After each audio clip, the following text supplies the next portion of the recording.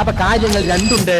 സൃഷ്ടികളുടെ കൈക്ക് നടക്കുന്നതും നടക്കാത്തതും. അതാണ് മനുഷ്യ കൈവിൽ പെട്ടതും മനുഷ്യ കൈവിൽ പെടാത്തതും എന്ന് പറയുന്നത്.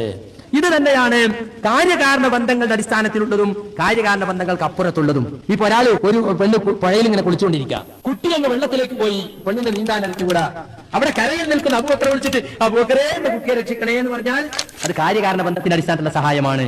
അബൂബക്കർ വെള്ളത്തിലേക്ക് എടുത്തു ചാടുന്നു, നീന്തിപ്പോയി കുട്ടിയെ കരക്കെത്തിക്കുന്നു. ഇത് കാര്യകാരണ ബന്ധങ്ങൾ ഇതിൽ നമുക്ക് കാണാൻ സാധിക്കും. എന്നാൽ ഒരു ബസിന്റെ ബ്രേക്ക് പോയി, നല്ല ഒരു ഇറക്കത്തിൽ ചുരത്തിലാണ്, ഡ്രൈവർ പറഞ്ഞു ബ്രേക്ക് പോയി, എല്ലാവരും പിടിച്ചിരുന്നോളീ. അപ്പൊ ഓരോരുത്തരും അവരവർക്ക് കിട്ടിയ ദൈവങ്ങളെയൊക്കെ വിളിച്ച് പ്രാർത്ഥിക്കും. ഹിന്ദു സഹോദരന്മാർ ഗുരുവായൂരപ്പനെയും ശ്രീകൃഷ്ണനെയും വിളിക്കും. മുസ്ലിങ്ങളിൽപ്പെട്ട ചില ആളുകൾ ബദരീങ്ങളെ മമ്പർത്തങ്ങളെ എന്ന് വിളിക്കും. ക്രിസ്ത്യാനികൾ കർത്താവായ യേശുവേ എന്ന് വിളിക്കും. മുസ്ലിമീങ്ങളിൽ ചിലർ അല്ലാഹുവേ റഹ്മാനായ റബ്ബേ എന്ന് വിളിക്കും. ഇതിൽ ശരിയായ പ്രാർത്ഥന ലോകസൃഷ്ടാവായ അള്ളാഹുവിനോട് വിളിച്ച് പ്രാർത്ഥിച്ചത് മാത്രമാണ്. അങ്ങനെ അവിടെ സഹായിക്കുന്നത് എങ്ങനെയാണ്? ഒരു കാര്യകാരണ ബന്ധവും നമുക്ക് മനസ്സിലാവില്ല എങ്ങനെയാണ് അവിടെ സഹായിക്കുന്നത്. അങ്ങനെ കാര്യകാരണ ബന്ധത്തിനപ്പുറത്തുള്ള സഹായം, അങ്ങനെയും ഒരു സഹായമുണ്ട്.